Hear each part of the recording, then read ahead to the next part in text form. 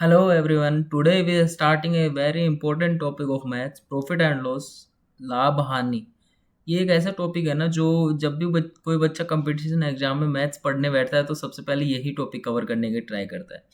और एक्चुअल में है बहुत सिंपल, लेकिन इससे क्वेश्चन ऐसे ऐसे क्वेश्चन पूछे जाते हैं जिससे बहुत ज़्यादा या तो कैलकुलेटिव होंगे या बहुत ज़्यादा ट्रिकी क्वेश्चन होंगे। तो इस तरीके के क्वेश्चन को सोल्व करने से पहले हमारा बेसिक क्लियर होना चाहिए। तो ये जो सीरीज चलेगी मैथ की, ये प्रैक्टिस सीरीज भी होगी और साथ ही में कॉन्सेप्ट भी क्लियर इसमें होते चले जाएंगे। तो चाहे किसी भी तरीके का कोई क्वेश्चन हो, हम लोग एकदम बेसिक से शुरू करेंगे और उसके बाद में हम लोग एकदम लाइक सीजीएल मेंस के भी क्वेश्चन इसमें सोल्व करेंगे सीरीज में।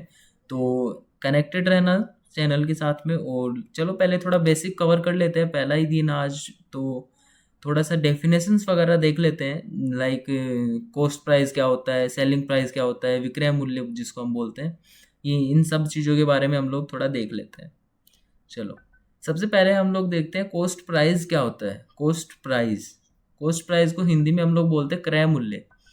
क्रय मूल्य क्या होता है? क्रय मूल्य एक्चुअल में होता क्या है? जिस मूल्य पर किसी वस्तु को खरीदा जाता है क्रय मूल्य कहलाती है।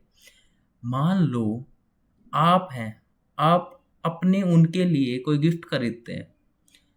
मान लीजिए आपने 300 रुपये का कोई परफ्यूम खरीदा, तो आपने जिस भी रेट में मार्केट से जो खरीदा है परफ्यूम, वही उसकी कॉस्ट प्राइस हो जाएगी। अब देखो, जैसे एग्जाम्पल, अब आपको और उनको करो साइड, थोड़ा एग्जाम्पल देखते हैं राम का। राम गया मार्केट, उसने खरीदी एक पेंसिल। कितने रुपए में? 10 रुपए में। तो कॉस्ट प्राइस कितनी हो जाएगी? 10 रुपये हो जाएगी। इतना सिंपल है कॉस्ट प्राइस। तो अब अगर कॉस्ट प्राइस समझ में आ गया हो तो आगे चलते हैं और सेलिंग प्राइस के बारे में देखते हैं कि समझ में आता है कि नहीं आता।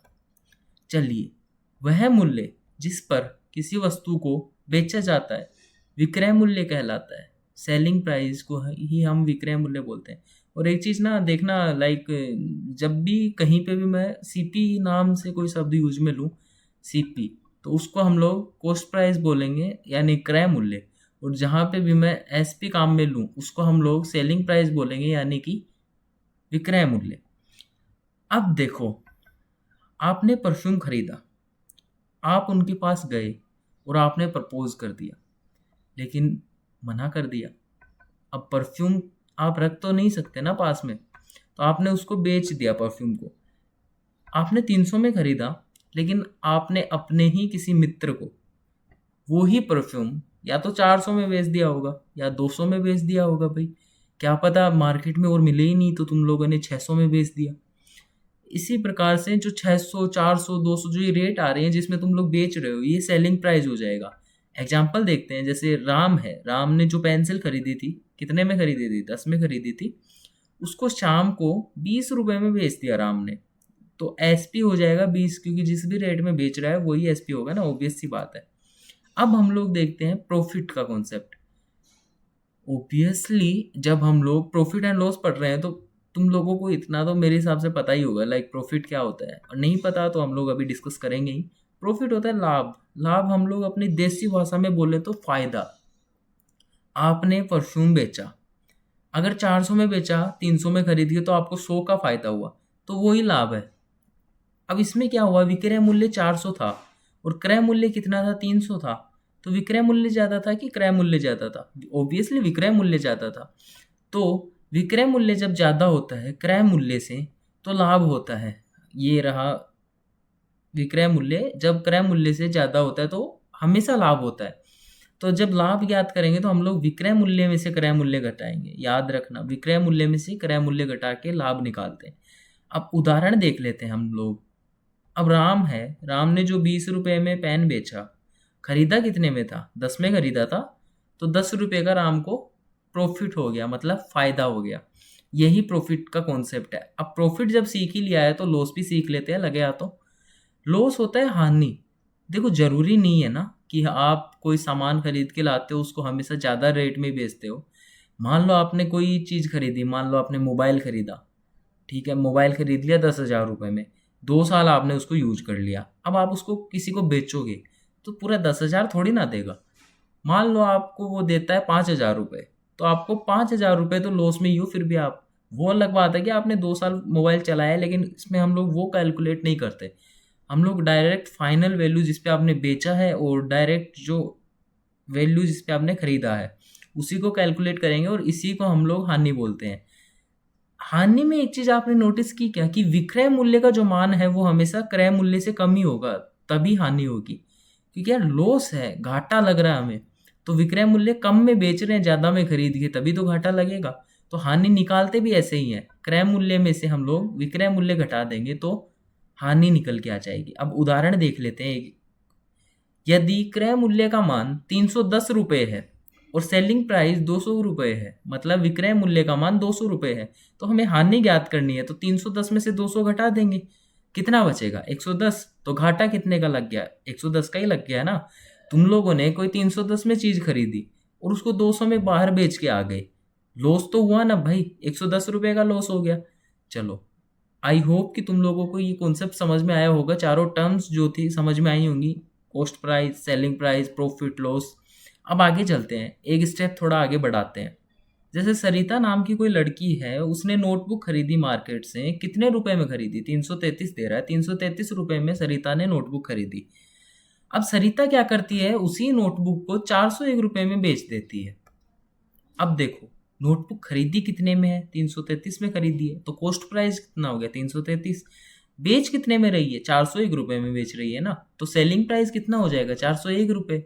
अब इस कंडीशन में सेलिंग प्राइस ज्यादा है कॉस्ट प्राइस से, मतलब विक्रय मूल्य का मान ज्यादा है क्रय मूल्य से। दूसरे शब्दों में मैं बोलूं तो उसने ज्यादा रुपए में बेच दी, तो उसको प्रॉफिट ही होगा ना। यही अगला पूछ रहा है कि लाभ ज्ञात करो। लाभ ज्ञात करने के लिए बड़े में से छोटा घटा देते हैं और 68 रुपये हमारा लाभ आ जाएगा। अब अगला क्वेश्चन और आगे पूछ रहा है कि यदि वह उसे 299 रुपये में बेचती, यदि वह उसे 299 रुपीज़ में बेचती, तो उसकी हानि ज्ञात करनी है। हानि होगी ऑब्वियसली, क्योंकि क्रय मूल्य 333 है और 299 में जब बेचेगी तो कम होगा ना विक्रय मूल्य क्रय मूल्य से, तो हानि ही होगी। अब हानि ज्ञात करने के लिए हम लोग क्या करते हैं? विक्रय मूल्य में से क्रय मूल्य घटा देते हैं। नहीं, क्रय मूल्य में से विक्रय मूल्य घटाते हैं। तो क्रय मूल्य कितना है? 333, और विक्रय मूल्य कितने में बेचेगी? 299 में। तो कितना लाभ हुआ? लाभ नहीं, हानि हुई। कितनी? 34 रुपए की। दोनों कंडीशन में हमारा आंसर निकल के आ चुका है। अब देखो, ये कॉन्सेप्ट ना दिखने में इजी दिखता है, लेकिन जैसे ही हम लोग वो परसेंटेज प्रॉफिट, परसेंटेज लॉस वगैरह वो पढ़ेंगे ना, तो ये बहुत ज़्यादा काम आने वाला है। और कैलकुलेटिव सवाल बनेंगे तो इनको तो हमें सेकंड्स में सोल्व करना होगा। चलो आगे बढ़ते हैं और एक नया कॉन्सेप्ट सीखते हैं। वो कॉन्सेप्ट है रिपेयरिंग कॉस्ट का। देखो, आप लोग अब जो देख रहे हो, वो अभी तक आप लोगों ने सीखा कि कुछ खरीद रहे हो और कुछ बेच रहे हो। लेकिन अब हम लोग सीखेंगे कि आप मान लीजिए आपने कोई मोबाइल खरीदा, आपके उनके लिए मोबाइल खरीदा, लेकिन आपका बजट थोड़ा लो था, तो आपने एक सेकेंड हैंड मोबाइल खरीद लिया और वो कितने में? 2000 रुपये में खरीद लिया। ठीक है, 2000 रुपये में मोबाइल खरीद लिया। अब सेकेंड हैंड है, सेकेंड हैंड तो नहीं दोगे ना, रिपेयर करा के दोगे। इसके मान लीजिए स्क्रीन पे ये छोटा सा नहीं, बहुत बड़ा सा है, स्क्रैच है। इसको रिपेयर करने के लिए अगले ने 2 दिन मांगे और ये 500 रुपये का रिपेयरिंग कॉस्ट आपको पड़ेगा। ठीक है, रिपेयरिंग कॉस्ट पड़ेगा 500 रुपये का। अब अगला बोल रहा है कि वो 2 दिन के बाद में आपका ये जो मोबाइल है ये आपके घर पे पहुंचा देगा, लेकिन वो एक लेगा ट्रांसपोर्टेशन कॉस्ट, मतलब कि वो घर पहुंचाने के भी 50 रुपये एक्स्ट्रा जोड़ेगा। अब 50 रुपये एक्स्ट्रा जोड़ रहा है। अब देखो, आप लोग जो ये 500 रुपये हैं और ये जो 50 रुपये हैं, इनको कहाँ पे ऐड करोगे? आप लोग इनको कॉस्ट प्राइस में ऐड करोगे या फिर सेलिंग प्राइस में ऐड करोगे? देखो, एक्चुअल में क्या होता है कि कॉस्ट प्राइस जो होती है वो सिंपल लैंग्वेज में अगर हम लोग देखें तो जितने रुपए का सामान हम लोग खरीदते हैं, यानी जितने रुपए हम लोगों ने जेब से पे किए हैं, हमारी जेब से जो भी रुपए निकला है ना, वही हमारा कॉस्ट प्राइस है।